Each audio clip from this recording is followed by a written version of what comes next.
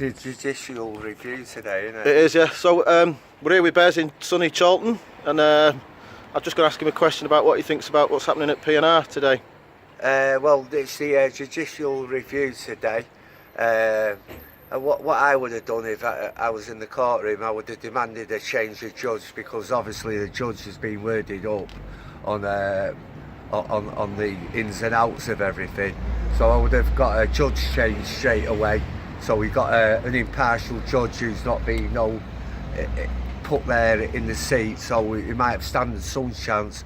But at the end of the day, I can't see any judge ruling against Westminster. Yeah. And after the people of Lancashire and the Lancashire County Council did say no to the fracking issue, and to have it overruled by Westminster is not democracy. Yeah. And what I think we should do if this newfound thing for democracy with the Brexit and everything else, to trust the people of Britain to vote on such a major issue as whether we should stay in Europe, or we should have a national debate about fracking and its dangers, and let the people of England then decide. So a referendum? A referendum, yeah. Monitorial vote on whether or not we should frack. Brilliant point. And then we could all, like, there'd be no protests then. Yeah. There won't be people at the gates. There won't be millions of pounds of police bills. So if the people of Britain gets to decide with, and that would mean debating the dangers of fracking on TV. You know, it will become a national debate, and we can all decide whether it's good for the country or not. You know what I mean? Because we were trusted enough whether to stay, which was, in my opinion, an even bigger issue with the Brexit. Yep. We were trusted to take judgment on that. We should be taking as this new independent Britain. We should all be getting the say in what our future should be. Absolutely agree. That's a brilliant point. And that's what I think should be happening. You know what I mean? And why are we allowing the corporations to dictate to us what we can and cannot do in Britain? Because at the end of the day, all I can see is corporate profit and nothing for the people. And the corporations, what we're doing, moving into this corporate dictatorship, what I've always been speaking about for a long time. Which we tried to knock back, didn't we, with the TTIP stuff? Yeah, and the TTIP's been changed to, what's it called now? I've forgotten the... They keep changing it daily, they keep changing, but basically TTIP is still going on under many different guises. They keep changing the name of it so nobody can keep track of what it is. But basically, it's the corporation, and the corporation is the City of London and the Catholic Church, basically, and the Jesuits taking over our country. Yep. And it was first set up during World War II for the corporate takeover of the world. You know, this New World Order thing was set up for the corporations to rule the world. Yep. And they're saying, oh, what would it be like if Germany won the war? Well, they have won the war, because if you look around us, everyone we fought in the war, from the Germans, the Japanese, the Italians, you know, all these Nazi states who we put right to are now ruling us. Yep. We've got the far right in charge. We drive Volkswagens, BMWs, Mercedes, you know what I mean? Toyotas.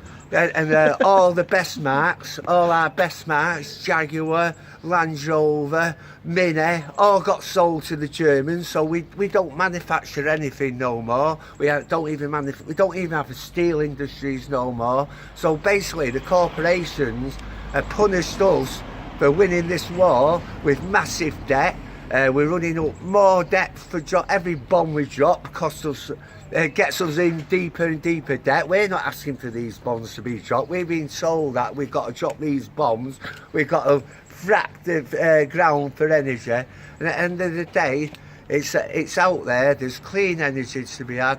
And one of the things you've got to check is the source of all free energy is through magnetism. Yeah. You know, and the magnetic north and south is where the source of free energy lies. It's perpetual free energy through magnets.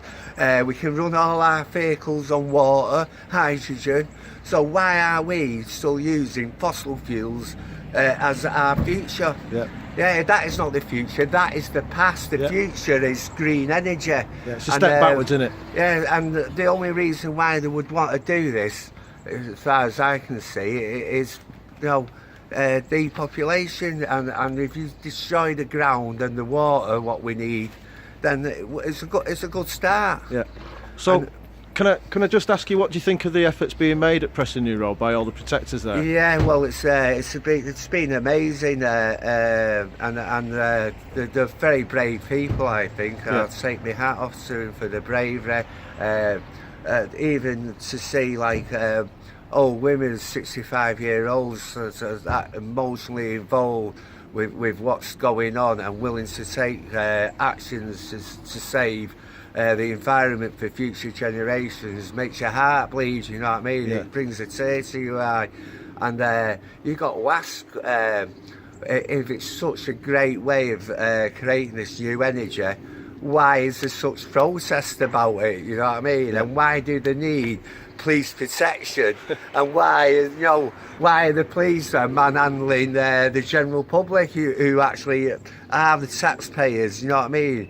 And basically you're seeing like the corporate dictatorship again, where it's turning into a police state, because the police state are obviously not there to protect the people but to protect corporate interests. Yeah. And it's really disappointing to see the direction we're going in. So have you got a message for the people there at Preston New Road that are out there every day? Yeah, I'd just like to send me love and say how much I respect what you're doing, and I think it's really amazing, and you should be really all proud of yourselves, of your effort and what you're doing and how you're bringing attention to such a terrible industry.